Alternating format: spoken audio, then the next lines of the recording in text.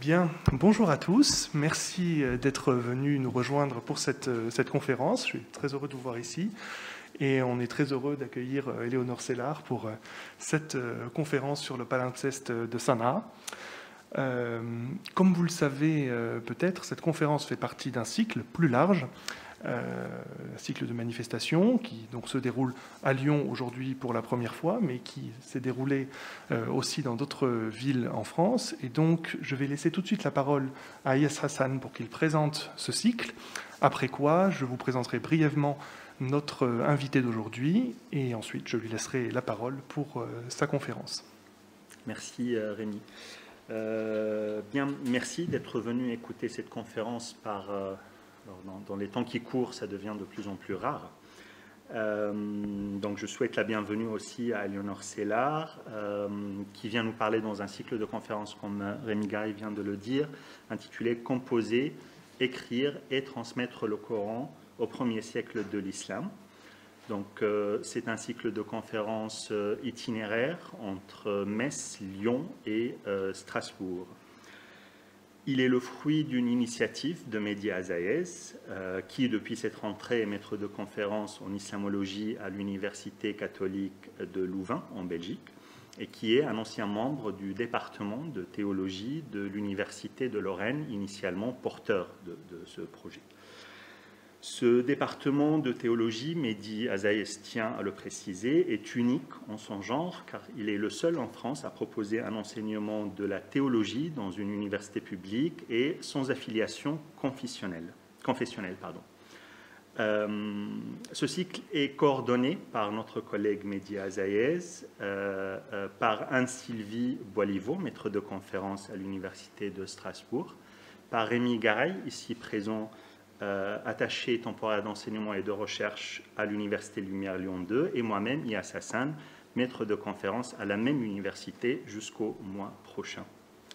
Je suis donc très heureux de vous accueillir dans le cadre de ce cycle, dont l'objectif est de présenter les derniers développements de la recherche autour du Coran en dégageant les enjeux et les oppositions irréductibles, les apports que l'on peut considérer comme définitifs, si on peut parler d'apport définitif dans la science, les zones d'ombre et les questionnements encore ouverts autour de la naissance et de la transmission originelle du corpus coranique. Des spécialistes, codicologues, philologues, épigraphistes, linguistes reconnus mondialement pour leurs travaux présentent et échangent dans le cadre de ce cycle autour de leur dernière recherche. Ce cycle s'inscrit dans le cadre d'un appel à projet de recherche qui date de 2019, mais qui a été prolongé à cause de la crise sanitaire. Cet appel s'intitule « Islam, religion et société », financé par le ministère de l'Intérieur, Bureau central des cultes, qui soutient ainsi le développement de la recherche en islamologie en France. Nos conférences se tiennent sur 3 sites différents, comme on vient de le préciser, à Metz, à l'Université de Lorraine, à Strasbourg, à l'Université de Strasbourg, et à Lyon, à l'Université Lumière Lyon 2, entre septembre 2019 et janvier 2021, date de notre dernière conférence. Je tiens à souligner l'importance de cette collaboration entre nos universités et nos laboratoires de recherche respectifs, celui auquel appartient le porteur du projet Mehdi Azaez, où il a appartenu jusqu'en septembre dernier, le Centre de recherche écriture basé à Metz, celui de mes collègues Anne-Sylvie Boiliveau et Rémi Garay, le laboratoire Archimède à la MICHA de Strasbourg et le CIAM à Lyon, auquel appartient Rémi Garay, et enfin le laboratoire que je rejoindrai le mois prochain, Orient et Méditerranée, et son équipe Islam médiéval à Paris.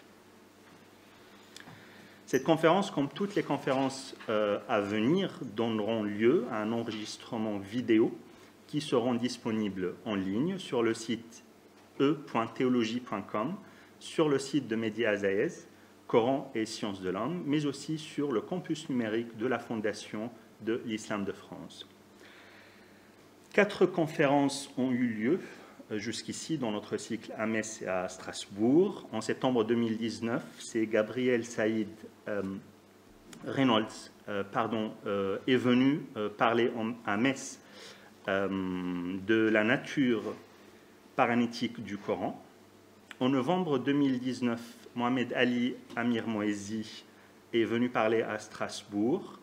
Sa conférence s'intitulait « Le Coran entre Apocalypse et Empire, nouvelle réflexion sur la genèse du corpus coranique ». En janvier 2020, c'est Nejmeddin Khalfallah qui a donné une conférence à Metz intitulée « Consigner le Coran au premier siècle de l'islam selon l'exégèse d'Ibn Ashur ». Et la dernière conférence avant le confinement a eu lieu en février 2020. Il a été donné par Guillaume Di et il a parlé du Coran et le problème synoptique. On poursuit donc aujourd'hui avec la conférence d'Éléonore Sellars, qui sera suivie par d'autres conférences en octobre, en décembre et en janvier, données par Hassan Chadi à Strasbourg, par Paul Neunkirchen à Strasbourg aussi, et puis à Lyon par Frédéric Imbert, Pierre Larcher et Geneviève Gobillot. Je vous invite à consulter le programme donc, sur les différents sites où nous l'avons diffusé. Je souhaite encore la bienvenue à Éléonore Sellars et je laisse à Rémi Gareil de la présenter. Merci beaucoup. Merci Yas. Donc Éléonore Sellars, quelques mots pour vous présenter. Vous êtes codicologue et paléographe. Vous êtes spécialiste de la tradition manuscrite du texte coranique. C'est un sujet que vous étudiez depuis maintenant un certain nombre d'années, puisque déjà votre thèse était consacrée à l'étude d'un corpus de manuscrits du 8e siècle, et d'un corpus de manuscrits coraniques du 8e siècle, et vous avez poursuivi dans cette veine vos travaux au Collège de France, où vous êtes actuellement post-doctorante. Et donc vous êtes rattaché à la chaire Histoire du Coran, texte et transmission, qui se consacre à l'exploration de la tradition manuscrite des textes coraniques des 7e, 10e siècles. Vous intéressez donc à l'histoire des manuscrits coraniques, à la matérialité, de la transmission du texte, y compris à des questions comme les systèmes de vocalisation, les signes diacritiques, etc. Cela se reflète évidemment dans vos publications. Alors, outre un article il y a quelques années sur la vocalisation, justement, des manuscrits coraniques dans les premiers siècles de l'islam, vous avez plus récemment publié chez Bril le Codex Amrensis, donc le Codex Amrensis numéro 1, donc la publication d'un ensemble, donc édition et translittération avec en regard une copie facsimilée de ces 75 feuillets du Codex Amrensis, donc feuillets manuscrits qui étaient conservés dans la mosquée de Amr à Fustat et donc qui ensuite ont été éparpillés et sont maintenant répartis entre la Russie, la France, l'Angleterre, le Qatar, etc. Donc vous avez fait une étude détaillée, une édition détaillée de ce corpus-là. Et dans un registre différent, et plus récemment encore, vous avez contribué à la somme dirigée par Mohamed Ali Amir Moezi et Guillaume Di, le Coran des historiens, et vous y avez contribué donc avec un article sur les manuscrits coraniques anciens, aperçu des matériaux et présentation des outils d'analyse. Aujourd'hui, toutefois, ce n'est pas du Codex Amrensis qu'il s'agit, mais d'un autre corpus de manuscrits coraniques, tout aussi fascinant, celui qui est dit du palimpseste de Samarra, qui partage certains traits du Codex Amrensis. On a la même problématique de dispersion des feuillets, même question de l'extension, de l'homogénéité du corpus du palimpseste de Samarra, une question qui a l'air épineuse, mais aussi un corpus qui s'en distingue radicalement par des problématiques propres. D'une part, la problématique du palimpseste, avec le défi que cela suppose de déchiffrer les deux couches textuelles qui se superposent dans ce type de manuscrit, et puis de déterminer le statut de ces deux textes et leur rapport avec le texte coranique tel qu'on le connaît aujourd'hui. Et puis, d'autre part, autre particularité de ce corpus-là, le fait qu'on quitte le domaine du rasm othmanien pour entrer dans le domaine des versions dites non canoniques. Bref, c'est un dossier qui est fascinant, vous en êtes une excellente connaisseuse, et donc nous avons hâte de vous écouter, et nous vous remercions encore d'avoir bien voulu accepter notre invitation. Merci. Donc merci à l'Université de Lyon de m'accueillir aujourd'hui. Est-ce que tout le monde m'entend? C'est bon? Alors, ce dont j'aimerais vous parler aujourd'hui, c'est de codicologie. Alors c'est peut-être une science perçue,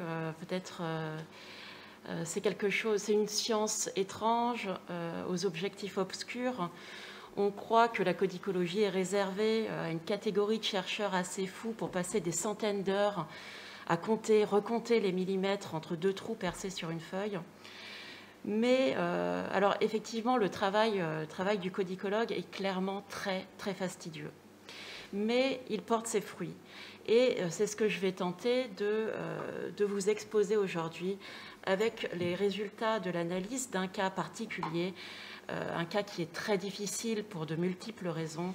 C'est le cas du palimpseste de Sanra. Je parle ici du palimpseste avec un P majuscule, pour référer à l'artefact aujourd'hui le plus connu de cette collection et pour le distinguer d'autres fragments de la même collection qui sont également palimpsestes, mais pour lesquels nous avons beaucoup moins d'informations aujourd'hui. Nous savons tous plus ou moins pourquoi ce palimpseste est célèbre.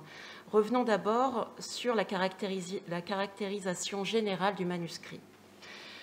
Tout d'abord, disons un mot à propos de la technique. Un palimpseste illustre une opération de recyclage. Lorsque nécessité oblige, on se sert d'un support déjà utilisé, on l'efface une fois, on peut l'effacer plusieurs fois et on réécrit un autre texte par-dessus. Le monde gréco-romain connaît déjà cette pratique que l'on retrouve dans des cultures et des régions variées. Et c'est surtout dans les endroits les plus reculés, comme les monastères isolés par exemple, que l'on trouve le plus de palimpsestes, car l'accès aux matériaux dans ces endroits-là est évidemment plus difficile. L'accès aux matériaux neufs est plus difficile.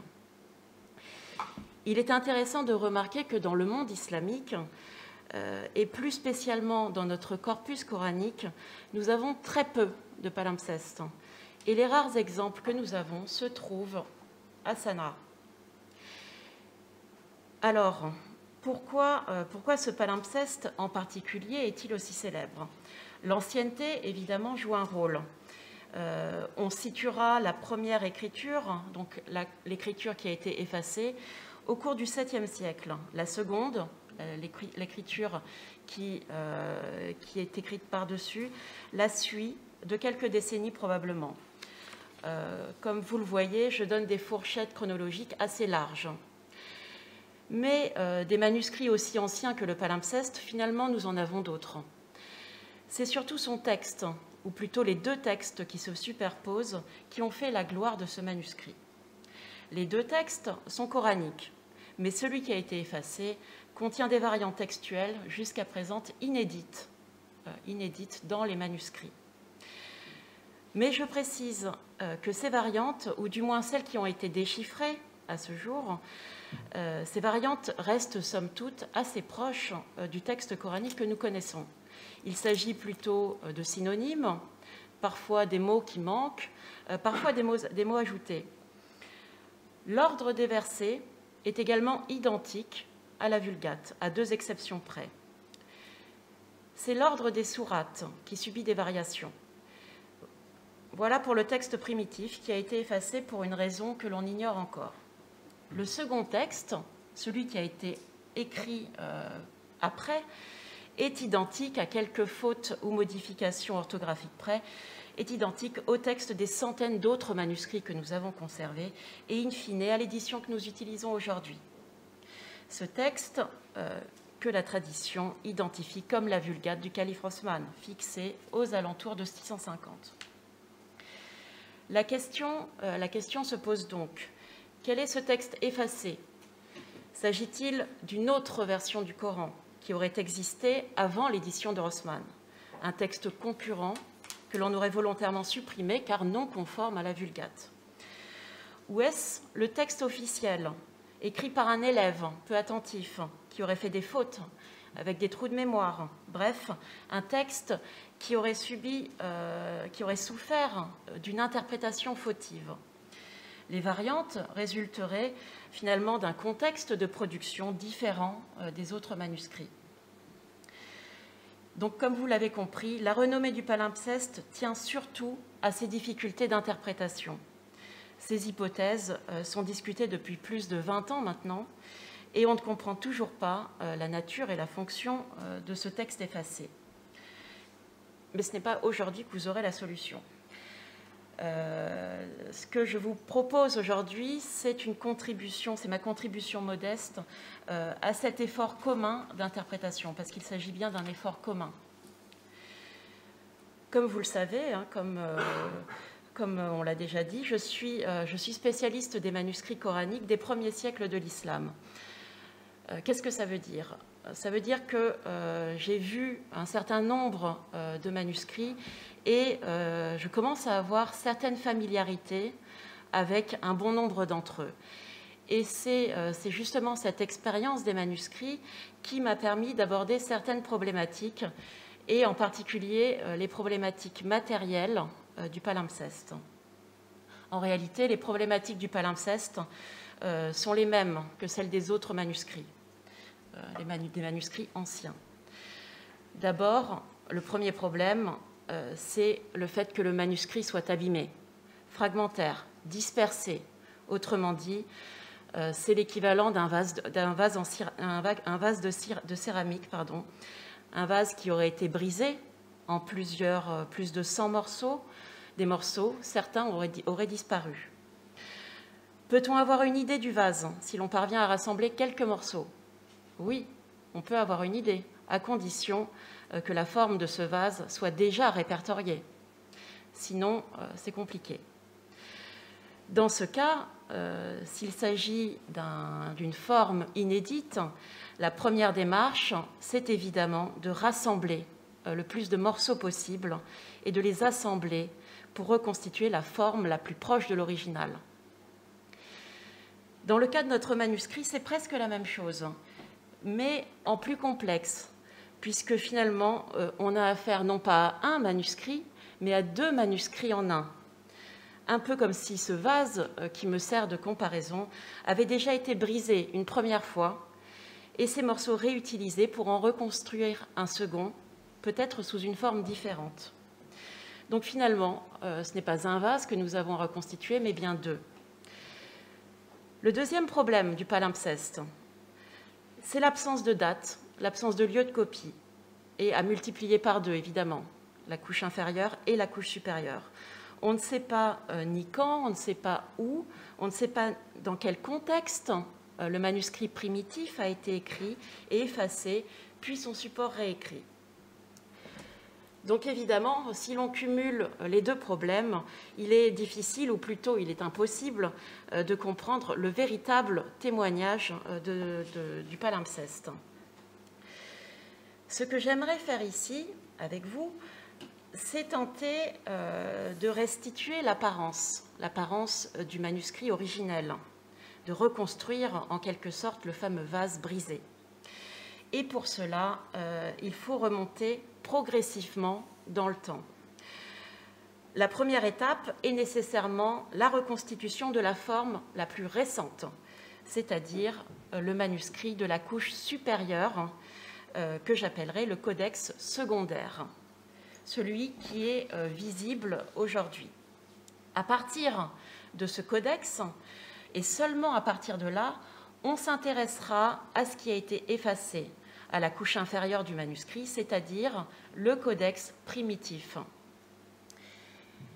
Toute analyse d'un artefact commence par là. Il faut avoir une idée précise de comment se présenter le manuscrit.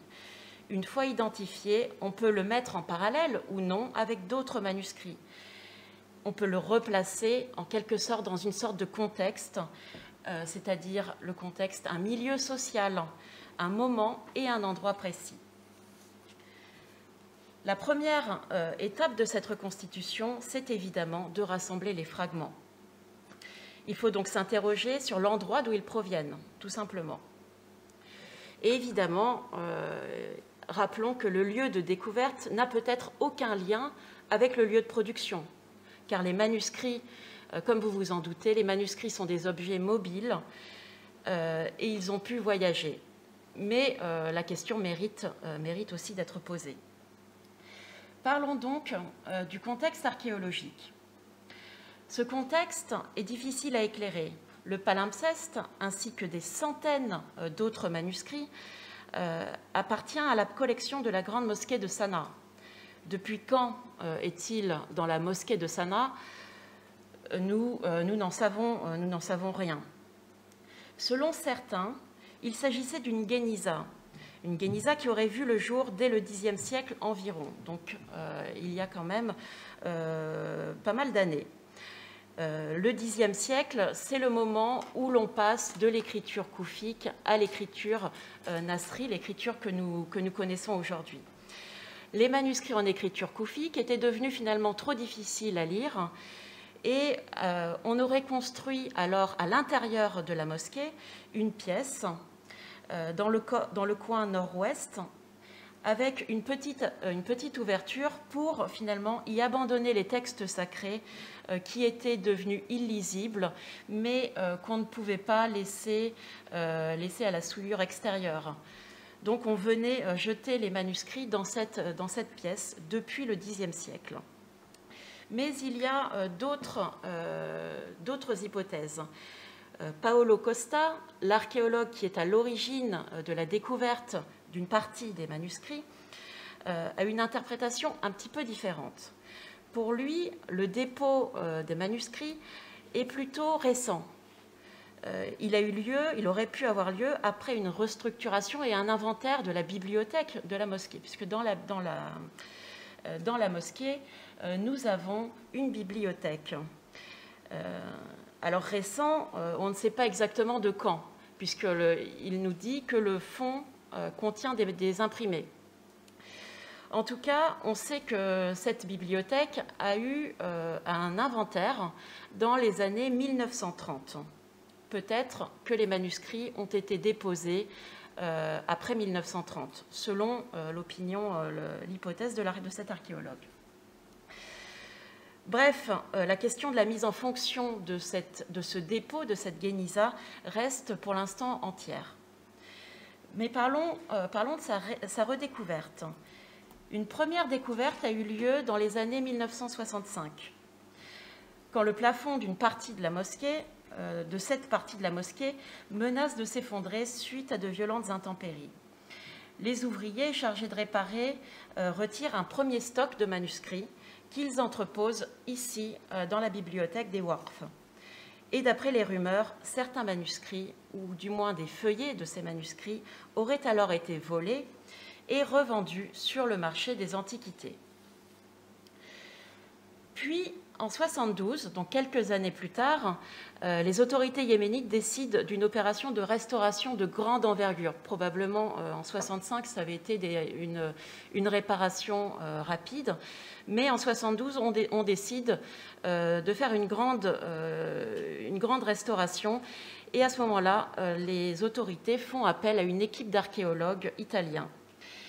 Et c'est en commençant les travaux, en 1973, que les ouvriers enlèvent le toit et là découvrent encore des manuscrits, beaucoup plus que précédemment, et des manuscrits qui étaient stockés entre le plafond et le toit de la mosquée. Cette fois, les manuscrits sont entreposés dans des grands sacs à pommes de terre et sont transportés au musée national, où là, ils vont être conservés dans de bonnes conditions. Et toujours d'après Costa, c'est à ce moment-là qu'on commence déjà un nettoyage et un inventaire des manuscrits. Mais ce travail va connaître son essor, surtout dans les années 80. Entre 80 et 89, il y a un projet de restauration et de classement qui est financé par l'Allemagne. Et ce travail va permettre, en plus de la restauration des fragments qui avaient visiblement beaucoup souffert, ça va permettre de les photographier et de rassembler les fragments éparses, rassembler ceux qui appartenaient au même manuscrit. On s'est visiblement basé sur les dimensions des fragments et sur l'écriture pour essayer en quelque sorte de rassembler des fragments qui pouvaient appartenir au même manuscrit. Tous ces manuscrits découverts en 1973 vont être conservés dans une bibliothèque qui est créée à ce moment-là. Cette bibliothèque, c'est le Dar al-Martutat.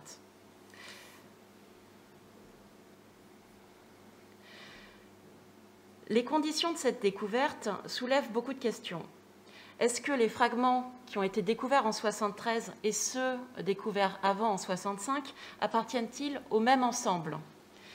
Il est possible à ce moment-là que des feuillets des mêmes manuscrits sont dispersés ailleurs. Ils sont peut-être encore à la bibliothèque des Waqf, voire ils ont peut-être circulé sur le marché de l'art. Ce sont donc des pistes à vérifier, des pistes qui vont s'avérer décisives. Notre point de départ, c'est cette partie-là. Cette partie-là correspond aux fragments découverts en 1973, ceux qui sont conservés dans le Dar al-Martutat. Ces fragments-là sont les mieux documentés. Ils ont été rassemblés d'abord par l'équipe germano-yéménite sous la cote 01-27-1. 01, ça correspond... Le 01 correspond au nombre de lignes à la page. Si c'est 0,1, ça veut dire que le nombre de lignes était variable.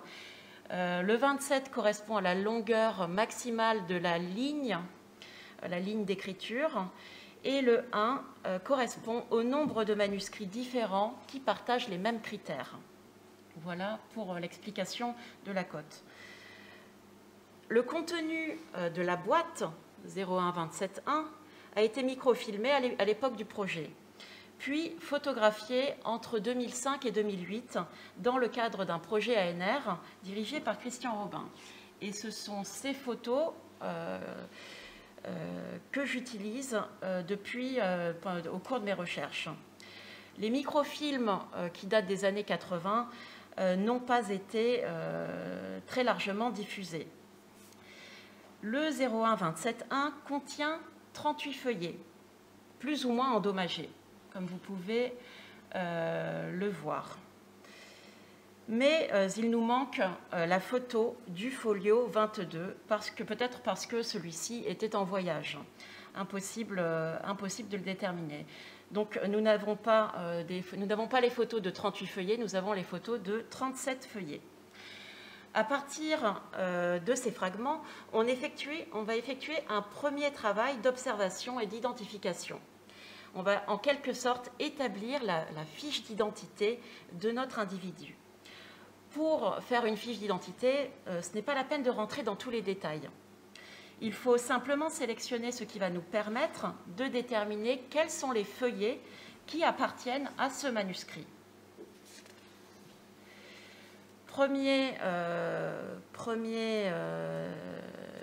élément, il s'agit d'un manuscrit sur parchemin. Le parchemin est un matériau de recyclage, puisque tous les folios, sauf le premier, et d'ailleurs vous pouvez le distinguer assez nettement complètement à droite, le premier feuillet n'a pas des traces d'écriture visibles, d'écriture sous-jacente visible. Mais bon, pour l'instant, tous les autres ont cette trace d'écriture assez homogène, donc pas besoin d'aller plus loin pour l'instant. Le format du manuscrit. Le format, il s'agit d'un manuscrit vertical de grande dimension, avec une hauteur qui varie légèrement entre 36 cm et 37,8 à peu près cm. Mais majoritairement, les folios tournent autour de 37 cm, pour une largeur approximative de 28 cm, entre 27 et 28 cm. Il s'agit évidemment de dimensions post-restauration. Et ça, c'est un élément à prendre en compte, puisque quand on restaure un manuscrit, on a des traitements qui permettent d'humidifier le parchemin et de l'aplatir. Et là, évidemment, ça peut jouer un rôle sur la dimension, légèrement. Venons-en maintenant au travail du copiste. Le copiste de la couche supérieure, évidemment.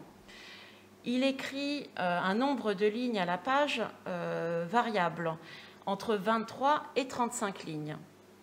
Par contre, il s'agit bien du même copiste. L'allure générale de l'écriture reflète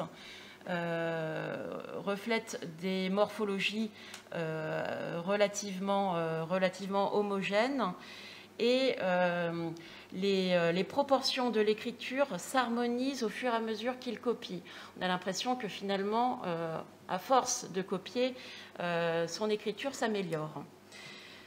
On a toutefois, comme vous pouvez le constater pour la forme du mime, on a des formes allographes, c'est-à-dire que pour la même lettre, on peut avoir deux formes différentes.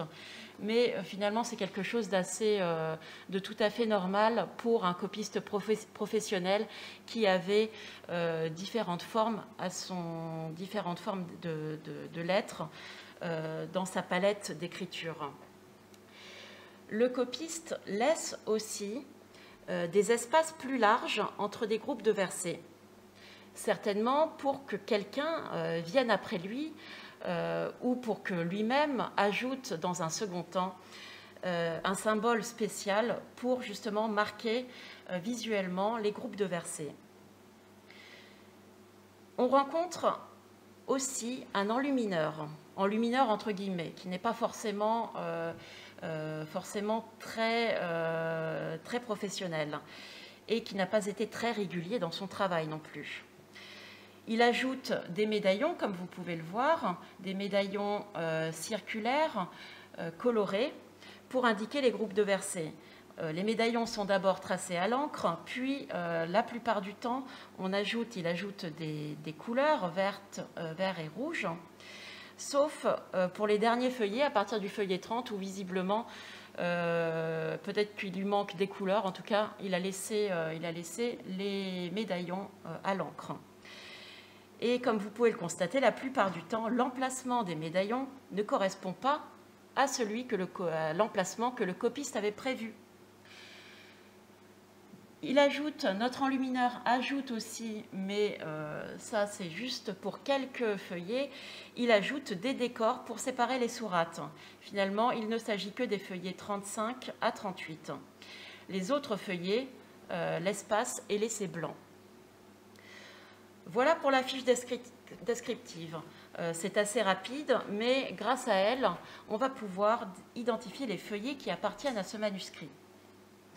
D'abord, on s'aperçoit que dans la boîte 01-27-1, nous avons 3 petits fragments qui ne font pas partie du même manuscrit, mais qui appartiennent en réalité à un autre manuscrit copié également dans une écriture relativement proche.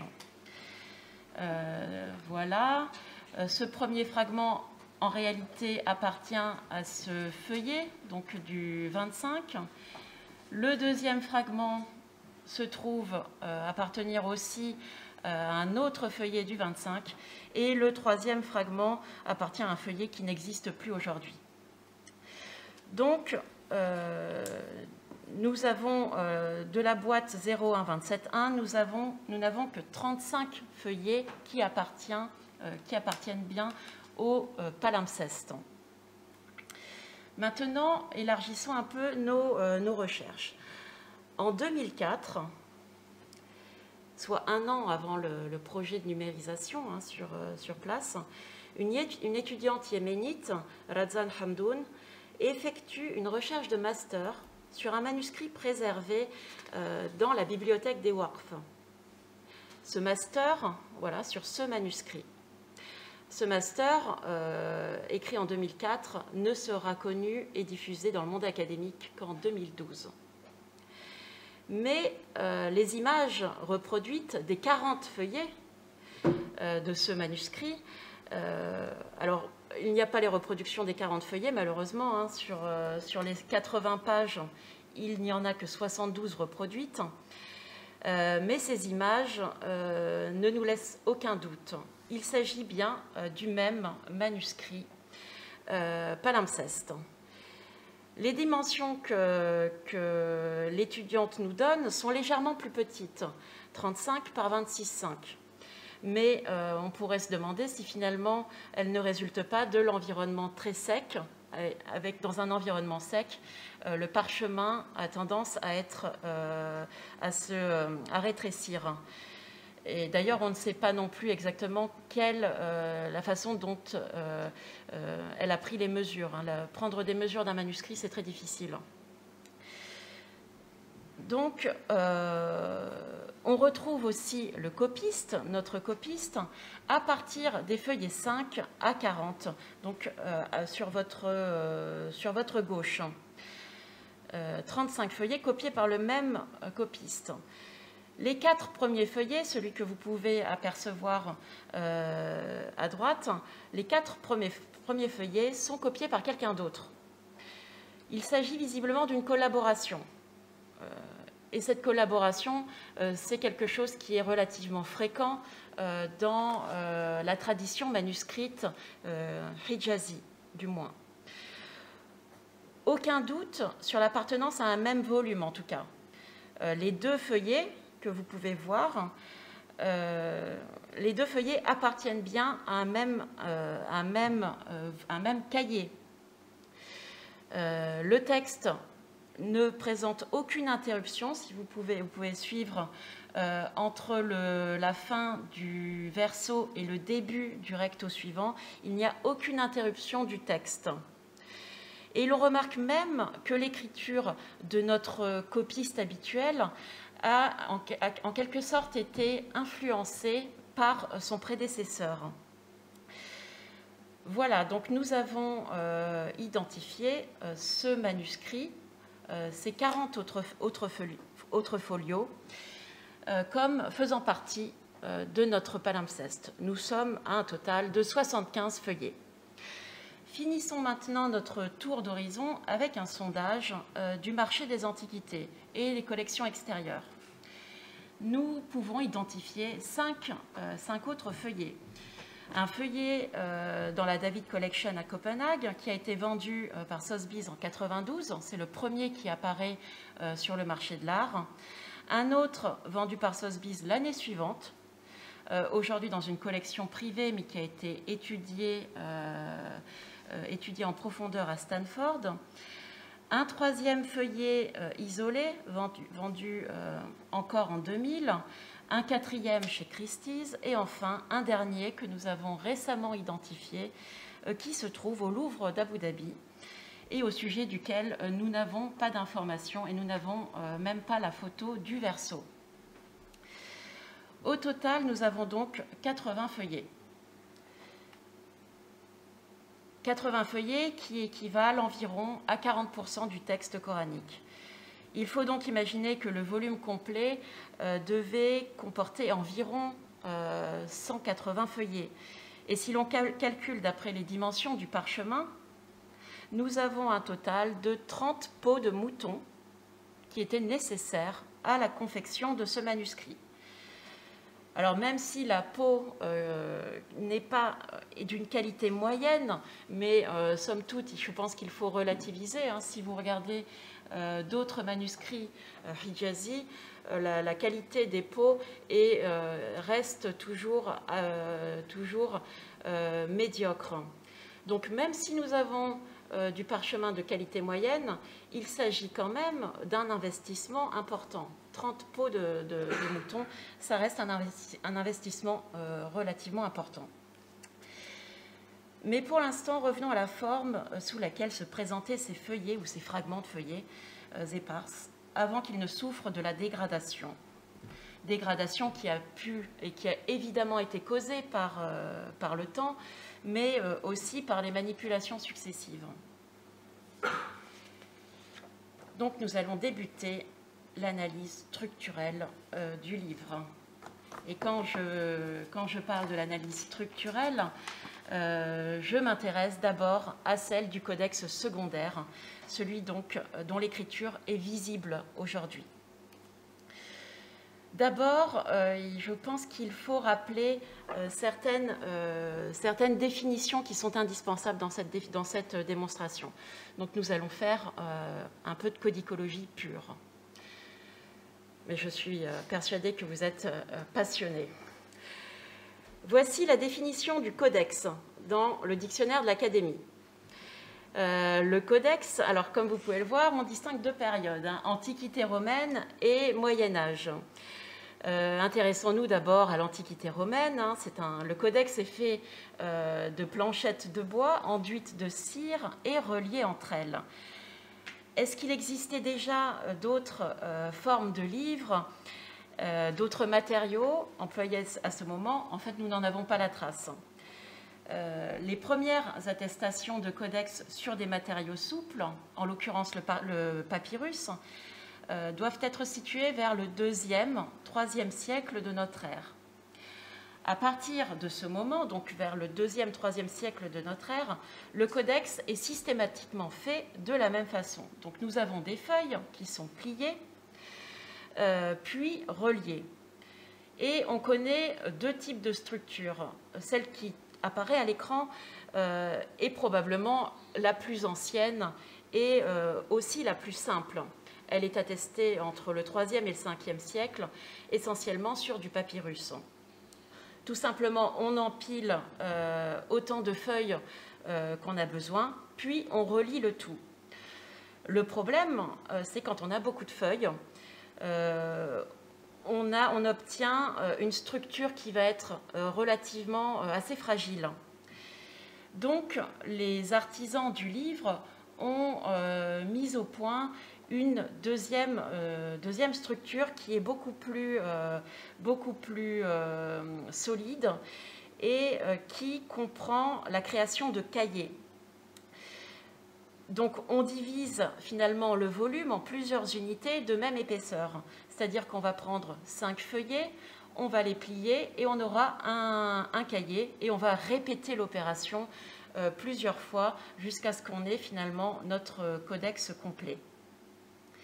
Et c'est cette technique qui va se diffuser dans tout le bassin méditerranéen et également dans les cultures latines.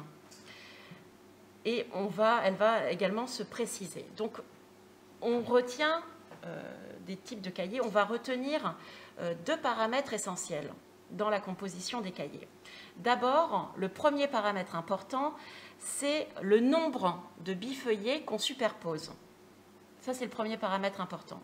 Le deuxième, c'est la face sur laquelle on superpose les bifeuillets.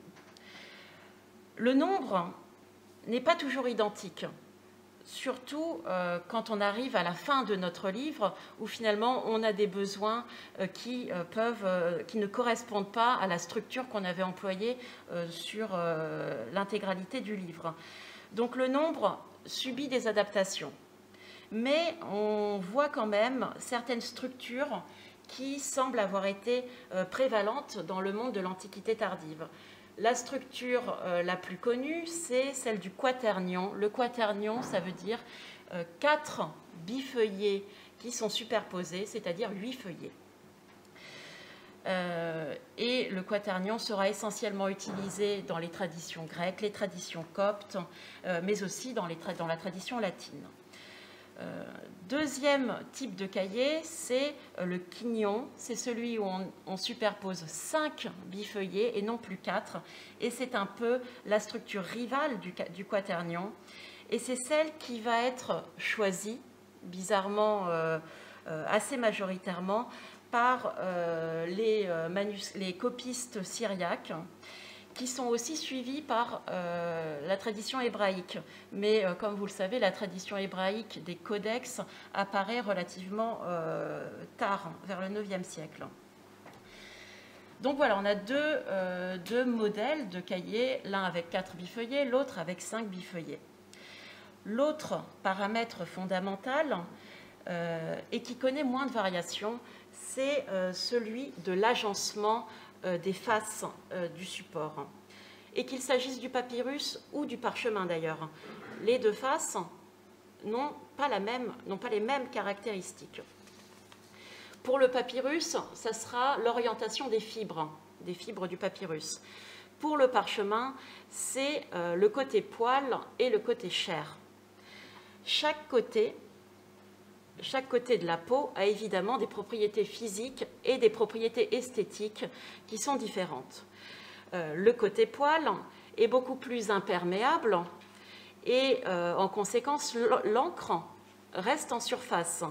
Elle a donc une couleur beaucoup plus forte, mais le problème, c'est comme elle est en surface, elle a tendance à s'effacer aussi plus facilement.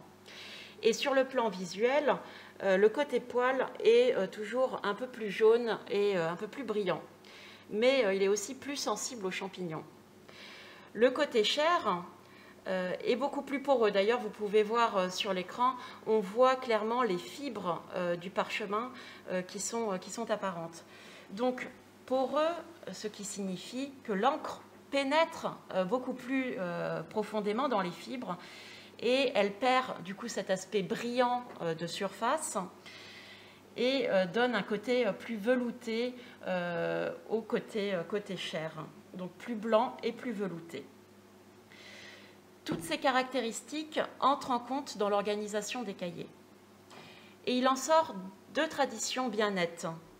Soit on place les deux côtés, comme j'avais présenté ici, soit on place les deux côtés de même nature face à face, soit on les oppose. Ces deux pratiques ont coexisté dans des traditions d'écriture qui sont distinctes. Les Grecs et les Coptes ont respecté la règle de Grégory en optant pour des cahiers de 4 bifeuillets, alors que les Syriaques, suivis la tradition hébraïque, ont opté pour l'agencement opposé. Mais si on revient au cahier dans son ensemble, on ne sait pas exactement en fait comment ces typologies se sont diffusées dans les régions environnantes. On ne sait pas exactement s'il y avait une géographie bien marquée de ces types de cahiers au 7e siècle, au moment où le Coran apparaît. Mais clairement, les premiers manuscrits du Coran semblent connaître les deux types de cahiers, ainsi que des formes plus irrégulières dans le nombre des feuillets composant le cahier.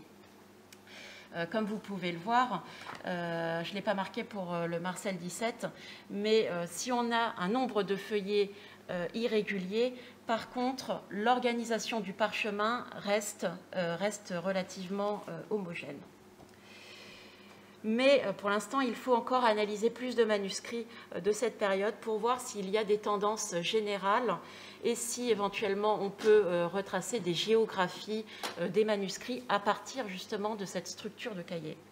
Ça, pour l'instant, c'est quelque chose qui n'a pas été très...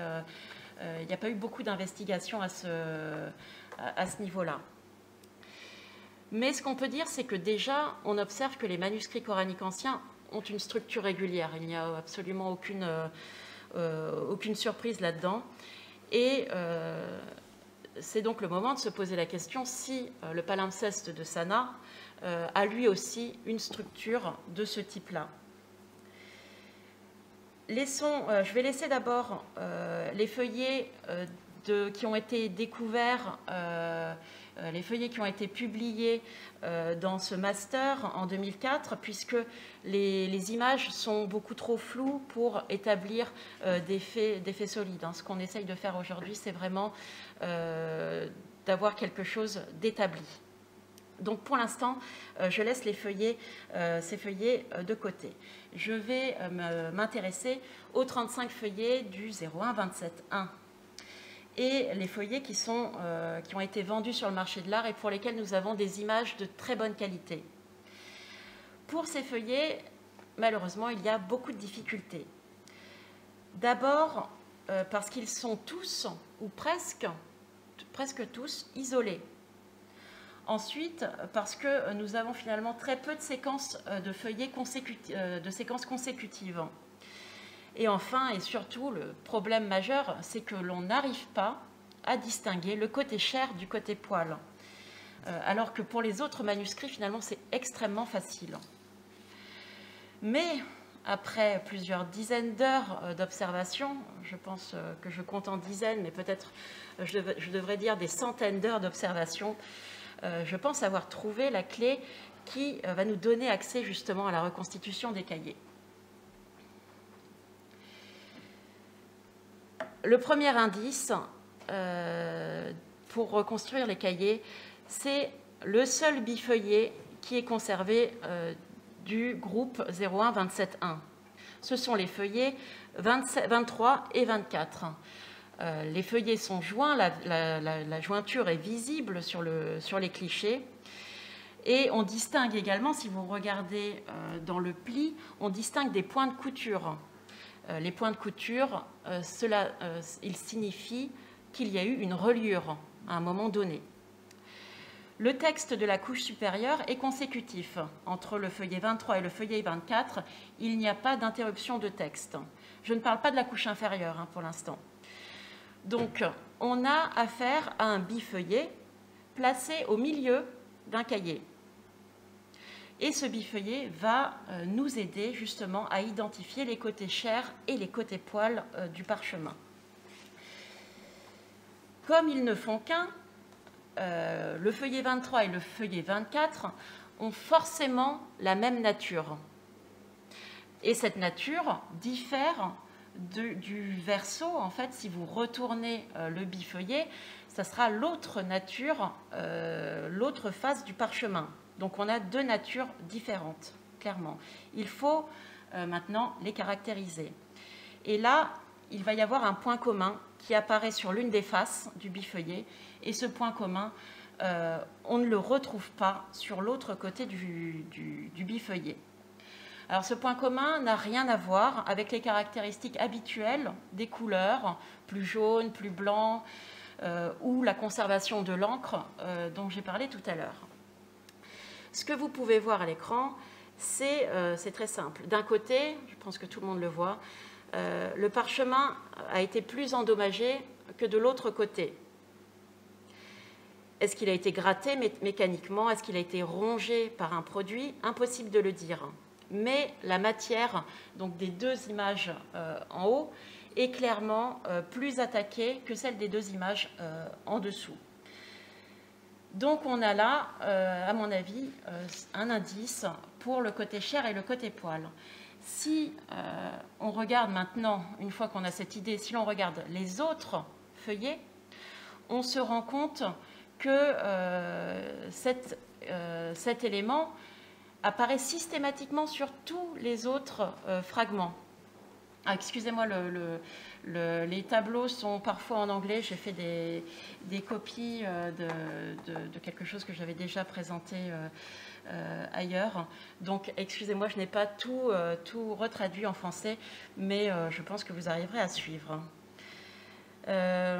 Donc, tous les fragments ont le même phénomène.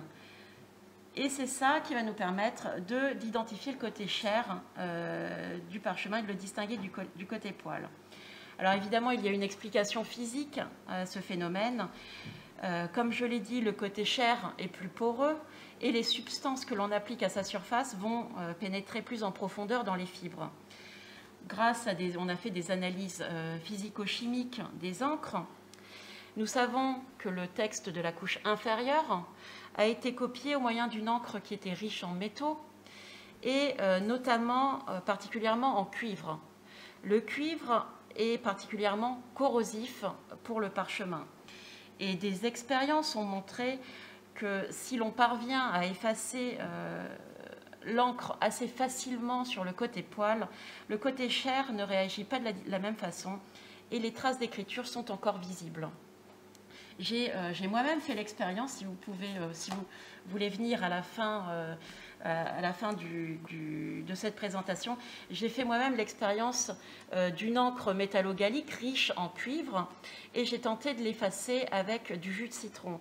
Et finalement, sur le côté poil, ça s'efface assez bien, alors que sur le côté chair, il faut beaucoup plus frotter et ça a tendance à endommager finalement le parchemin et l'écriture reste encore visible.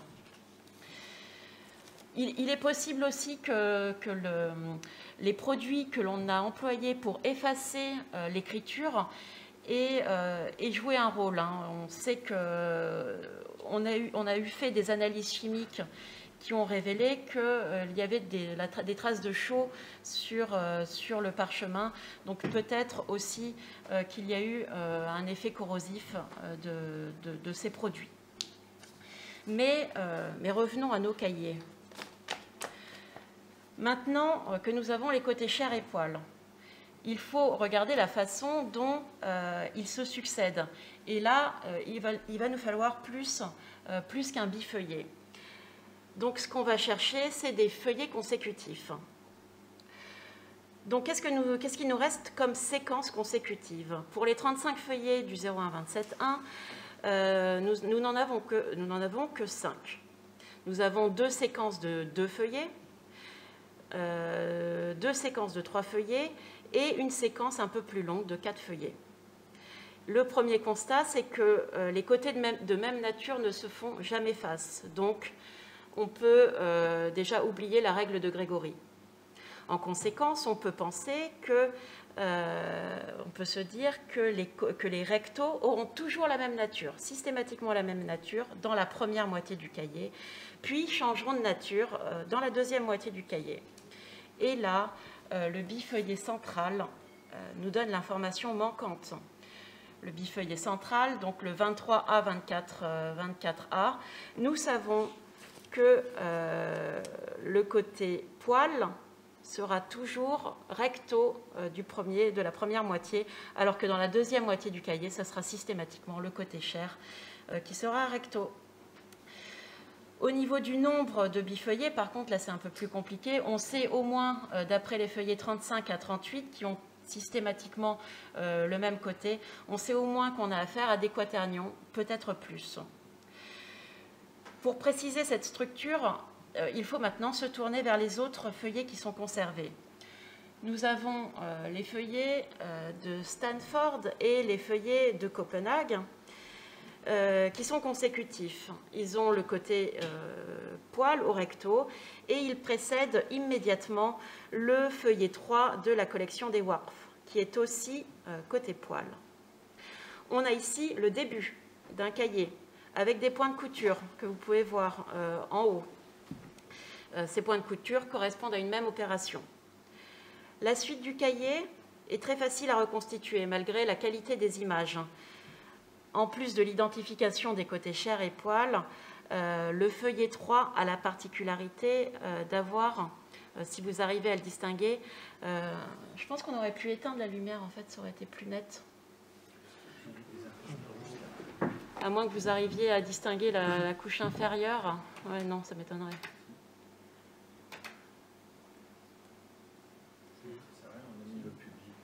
Bon, c'est pas grave. Croyez-moi sur parole si vous ne voyez rien.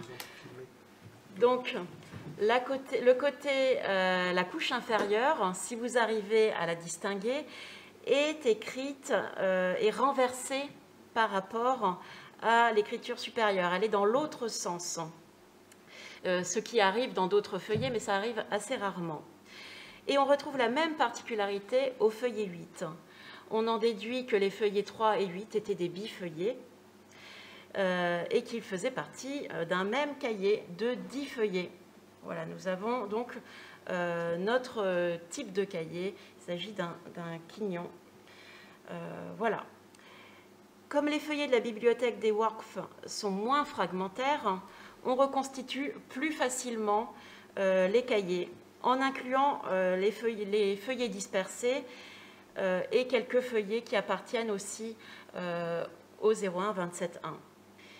Donc on a probablement 7 cahiers, majoritairement des quignons, mais aussi des quaternions, donc des cahiers de 5, mais aussi des cahiers de 4.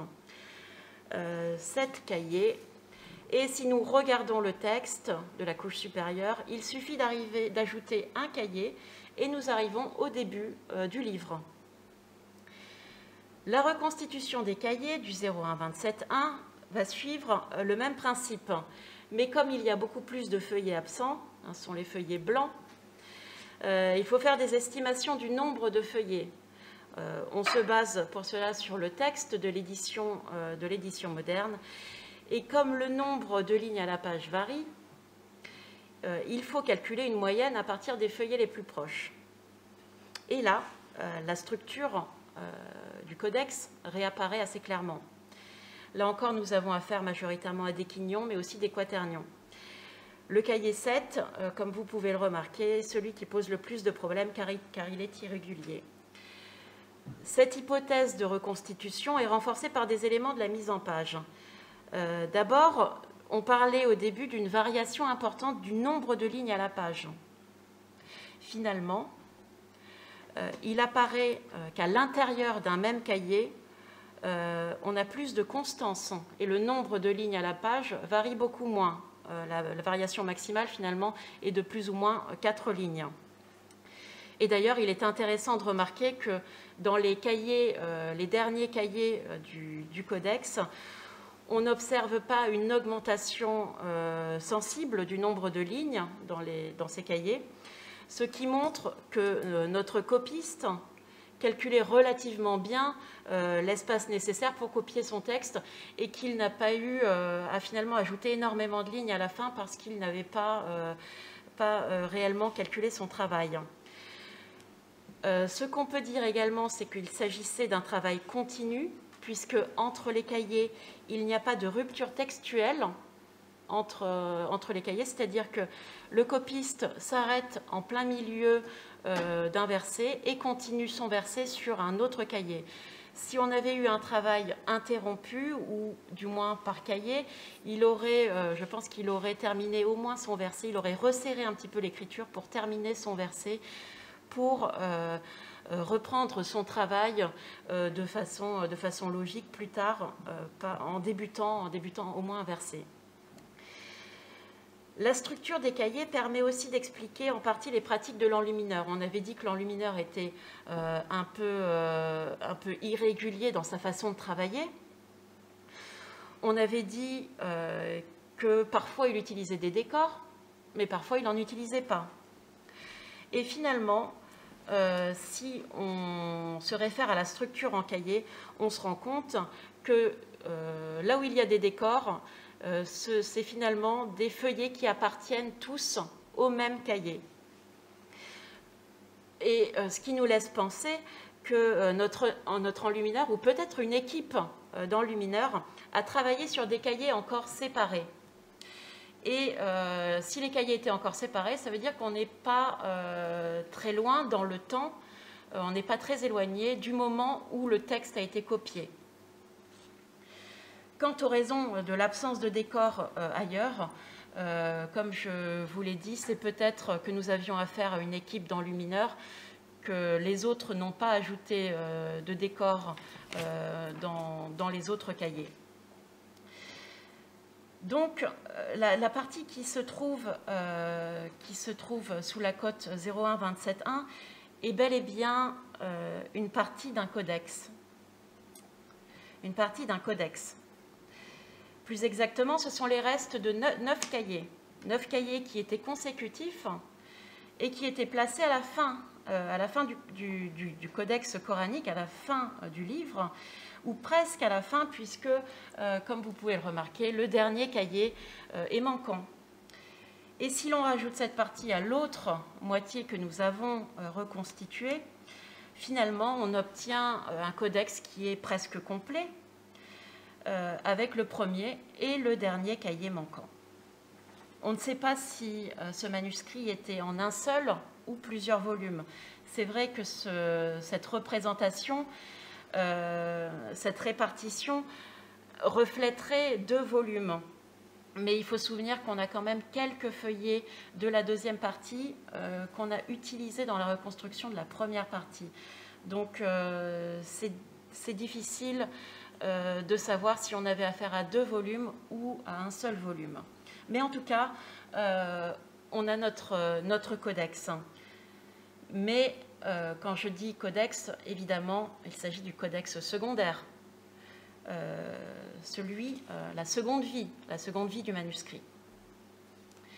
Est-ce que, à partir de cette reconstitution, est-ce que l'on peut atteindre la forme primitive du document originel? Est-ce que l'on peut reconstruire le document qui a été effacé? C'est ce que nous allons essayer de faire maintenant. Je regarde un peu l'heure qu'il est. Oui, on a le temps. Vous allez le rater malheureusement. Donc passons à la deuxième partie et intéressons-nous maintenant à la couche effacée. D'abord, encore une fois, il faut répéter la même opération. Il faut se demander si tous les feuillets proviennent du même document, puisqu'il arrive dans des palimpsestes, dans des opérations de recyclage, que l'on rassemble des documents de manuscrits qui appartiennent à des manuscrits différents, qu'on les efface et qu'on les réutilise dans le même manuscrit. Donc là, il faut refaire l'opération d'identification, refaire cette fiche d'identification. Ce qu'il apparaît, c'est que tous les feuillets semblent appartenir au même manuscrit. Donc on a 80 feuillets qui appartiennent au même manuscrit. Pour les observations détaillées de la couche inférieure, on ne va pas s'appuyer sur les images qui ont été publiées dans le master, puisqu'encore une fois, la qualité des images ne nous permet pas d'aller très loin. Donc, ce qui va être exploité ici, ça ne sera qu'une seule partie du témoignage. Les dimensions originelles du manuscrit devaient être approximativement les mêmes. Elles étaient peut-être un tout petit peu plus grandes, car à plusieurs reprises, l'écriture inférieure est coupée en marge de tête, et même dans la marge latérale, elle est très très proche de la marge extérieure. Le texte est ici aussi copié par 2 copistes. 2 copistes au moins, puisqu'on n'a pas exploité tous les matériaux qui sont accessibles. Ces copistes ont une écriture et une pratique manuscrite plus générale, une pratique qui est relativement similaire. On peut les distinguer si on va vraiment dans le détail, en observant la morphologie de quelques lettres. Par contre, on ne peut pas les distinguer sur la façon, sur les ornements qu'ils emploient, puisque eux ajoutent des ornements entre 2 sourates. Et on ne peut pas les distinguer, puisque si vous arrivez à distinguer, les types d'ornements sont exactement presque similaires. Par contre, ils ne travaillent pas comme les 2 copistes de la couche supérieure. D'abord, les 2 copistes vont collaborer tout au long du volume. On observe cette alternance jusqu'au dernier feuillet. Et il se passe le relais sur un même feuillet entre le recto et le verso du feuillet. Ils n'attendent pas de terminer leur verset pour se passer le relais. Ils peuvent se passer le relais à l'intérieur même d'une unité textuelle. Et ça, c'est pour moi l'indice que les copistes ont utilisé un modèle écrit. Ils avaient un modèle écrit sous les yeux, car sinon,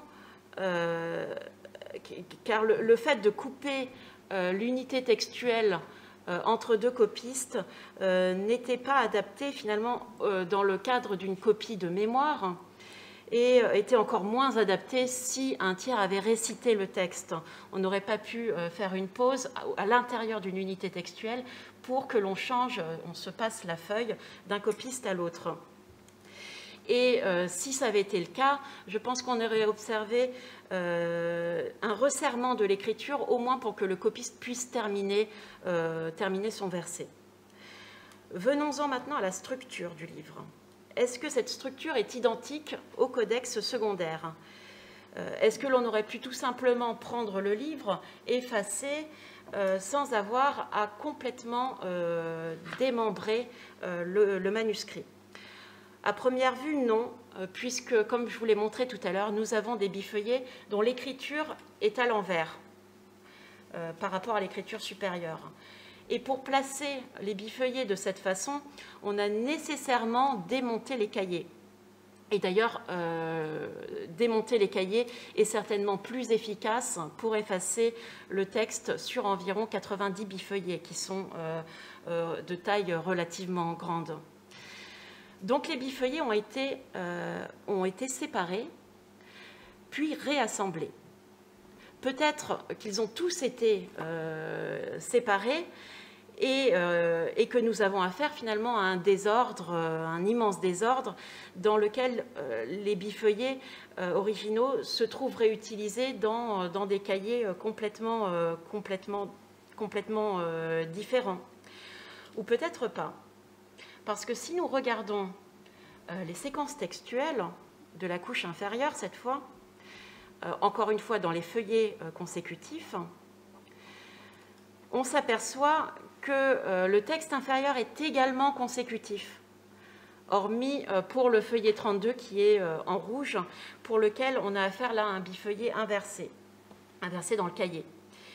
Et on observe exactement la même chose pour les feuillets dispersés et les quelques feuillets de la bibliothèque des Waqf que l'on a réussi à déchiffrer partiellement. Donc finalement, on en déduit que le copiste ou l'artisan qui était à l'origine du démembrement et de la reconstitution du codex secondaire était quelqu'un de très rigoureux dans son travail et qu'il a procédé à un démembrement progressif, un démembrement organisé d'un codex qui était composé de cahiers. Et comment il fonctionnait? Il prenait un cahier, il le démontait, effaçait l'écriture, réécrivait et remontait le cahier, et il répétait la même opération pour tous les autres cahiers. Alors évidemment, on ne sait pas dans quel ordre il a pris les cahiers. Est-ce qu'il a commencé par prendre les cahiers du début du codex? Est-ce qu'il a pris ceux de la fin? Il n'a certainement pas suivi les cahiers qui est l'ordre des cahiers du codex originel. Pour l'instant, on a très peu d'éléments sur cette question. On n'a en fait que deux transitions entre deux cahiers, deux transitions où le texte est continu. On a les cahiers 4 et 8 qui se suivaient dans le codex primitif. À l'origine, ils se suivaient, mais comme vous pouvez le voir, dans le codex secondaire, ils sont séparés par 3 cahiers. Et on a la même chose pour les cahiers 6 et 10, qui étaient à l'origine consécutifs, mais dans le codex secondaire qui se trouve séparé par 3 cahiers. L'ordre des cahiers est donc difficile à retrouver. Par contre, là où ça devient intéressant, c'est qu'à l'intérieur d'un cahier de 4 ou 5 bifeuillets, le désordre est beaucoup plus limité. Surtout que l'on suit la même règle d'agencement du parchemin, toujours avec le côté poil vers l'extérieur du cahier. Donc au pire, le bifeuillet d'origine peut être déplacé en 5e position. Il n'est plus, par exemple, le premier bifeuillet peut être déplacé à la 5e place, mais il ne peut pas être allé beaucoup plus loin. Donc, on peut avoir une idée plus ou moins précise de l'organisation des feuillets. Et quand je parle d'organisation, je ne parle pas plus seulement d'organisation matérielle, mais aussi d'organisation textuelle. Et cette citation de Paul Needham évoque le côté visionnaire d'un bibliothécaire qui était à l'université de Cambridge dans la deuxième moitié du XIXe siècle et qui est probablement le premier codicologue à avoir justement pensé que la structure matérielle du codex, cette structure et sa relation au texte, au texte, pouvaient justement nous donner accès à l'élaboration, à l'histoire de l'élaboration du texte. Et ici, donc, la reconstitution des cahiers va nous permettre d'avoir une idée de comment le texte était organisé dans la couche inférieure. En introduction, j'avais parlé du caractère exceptionnel du palimpseste, de ce texte qui présentait plus de variantes que tous les autres manuscrits. Des variantes, notamment dans l'ordre des sourates. Et c'est de cette organisation en sourates dont j'aimerais parler dans cette dernière partie de ma présentation. Je rappelle d'abord que nous avons 12 séquences de sourates qui apparaissent sur un même feuillet. Maintenant, comme vous pouvez le voir, certaines séquences correspondent au texte que nous connaissons aujourd'hui, alors que d'autres ne correspondent pas. Si maintenant nous considérons une unité plus étendue que le feuillet, nous considérons l'unité du cahier, il est possible de reconstituer des séquences de sourates plus larges, des séquences qui se trouvent au sein du même cahier. Est-ce que l'on peut savoir dans quel ordre elles se succédaient? Là, il faut aller beaucoup plus loin. Et comme on va le voir, la réorganisation des feuillets à l'intérieur d'un cahier peut donner lieu à diverses possibilités. Je prendrai un seul exemple, parce que je pense que c'est là où on entre dans quelque chose qui est très très technique. Mais voilà, concentrez-vous sur cet exemple. C'est le 5e cahier du 01-27-1. Dans son état actuel, nous avons 5 feuillets restants qui sont arrangés de cette manière. Et l'on conserve des restes de la sourate 22, de la sourate 33 et de la sourate 24. On parle toujours de la couche primitive, évidemment. On a des feuillets manquants. Ce que l'on peut essayer de faire, c'est de changer l'ordre de ces feuillets, de ces bifeuillets. Mais il faut conserver certaines données. Il faut conserver la séquence des feuillets 10 et 11, puisque le texte est continu entre les feuillets 10 et 11. Il faut conserver le bifeuillet 7 et 11, puisque c'est un même diplôme de parchemin. Et on est obligé aussi de conserver le même agencement du parchemin, avec le côté poil d'un côté et le côté chair de l'autre. Finalement, on obtient 3 réorganisations possibles. Et une seule peut cadrer parfaitement avec la réalité du texte. Si l'on réorganise le cahier de la façon dont vous pouvez le voir à l'écran, il manque exactement un feuillet entre le 7 et le 10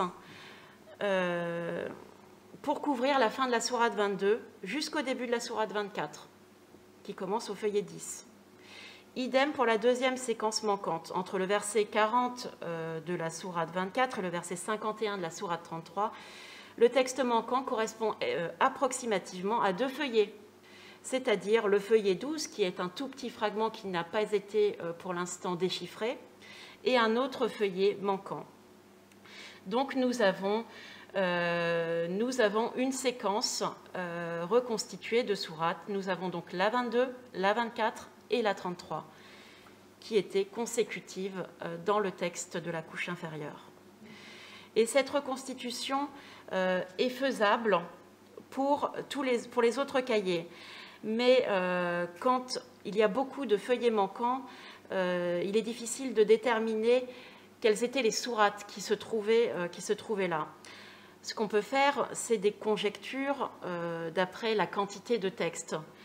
C'est ce que j'ai mis entre crochets. Cette reconstitution offre beaucoup plus de perspectives. Pour l'instant, finalement, nous avons reconstitué une partie seulement des matériaux. Il reste tous les feuillets, les 40 feuillets qui se trouvent, enfin un peu moins puisque j'ai pu reconstituer partiellement le texte, mais nous avons encore une trentaine de feuillets à identifier dans la bibliothèque des Waqf.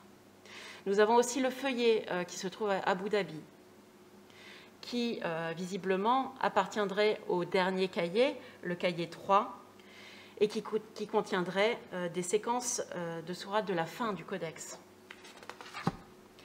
Mais je m'arrêterai là pour l'instant. D'ores et déjà, il y a des remarques à faire sur cette organisation.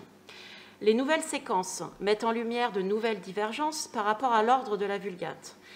Des divergences qui concernent à la fois les sourates brèves de la fin du texte, mais aussi les sourates plus longues, comme le passage de la sourate 2 à la sourate 7. Concrètement, le palimpseste de Sana la couche inférieure semble respecter la même logique d'agencement, c'est-à-dire que les sourates sont toujours basées sur la longueur, de la plus longue à la plus courte. Il y a enfin, et je crois que je terminerai par cette ouverture, il y a des similitudes frappantes avec les données relatives au codices des compagnons de Muhammad. Les rares informations au sujet, les rares informations que nous avons à propos de ces recensions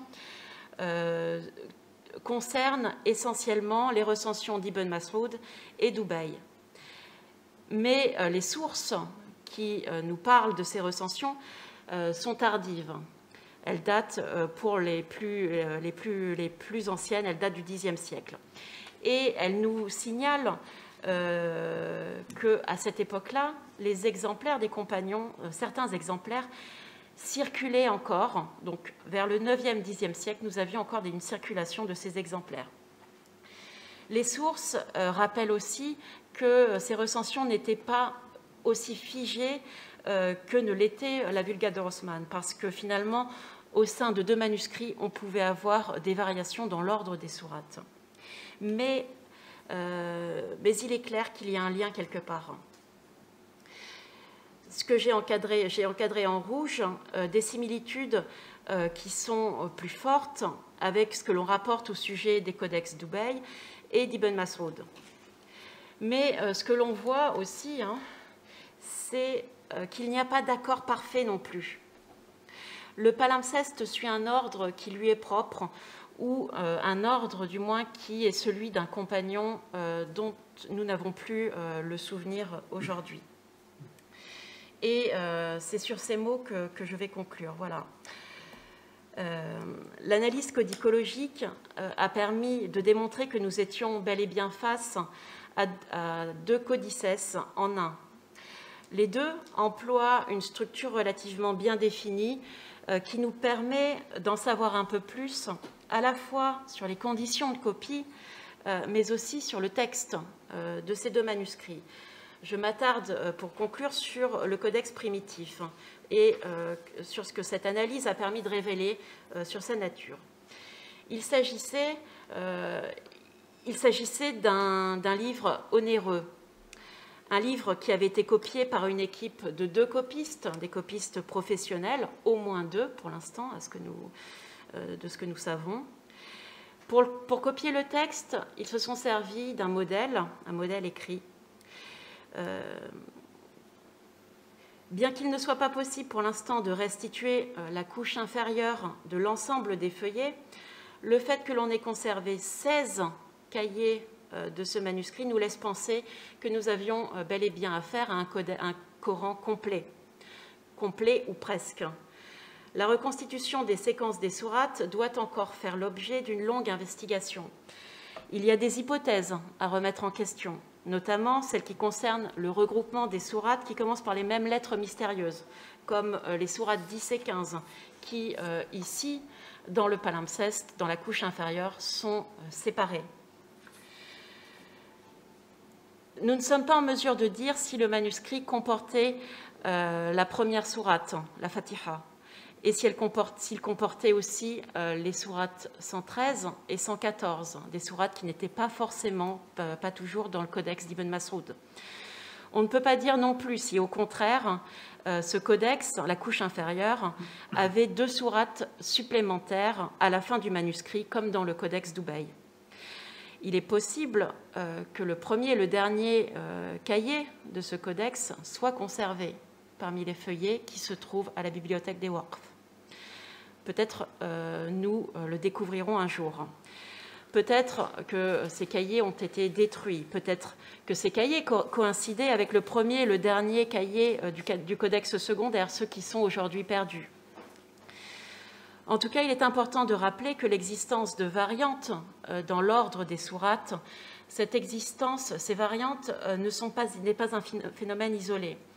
Récemment, des variantes de ce type ont été reconnues dans un manuscrit conservé en Iran. Mais c'est surtout dans la collection de Sanaa que nous rencontrons ce phénomène. Au moins 3 autres manuscrits présentent ce type de variante dans l'ordre des sourates. Et les comparaisons avec ces manuscrits, quand elles seront possibles, puisque d'abord nous n'avons pas accès à ces manuscrits, pas ou peu d'accès à ces manuscrits, mais surtout parce que ces variantes ont souvent été corrigées, souvent été modifiées, souvent été redressées. Ce n'est que cette comparaison qui mettra sûrement en valeur des correspondances. Et peut-être que grâce à ce travail, nous comprendrons un peu mieux la nature du codex primitif. Peut-être qu'il s'agissait là d'une tradition régionale, une tradition localisée au Yémen. C'est en tout cas son caractère déviant qui lui a valu d'être démonté, cahier par cahier, effacé, puis réécrit, probablement au sein d'un atelier. Et cette fois, au moment de la réécriture, le modèle employé était bien conforme à la Vulgate de Rossmann. Merci.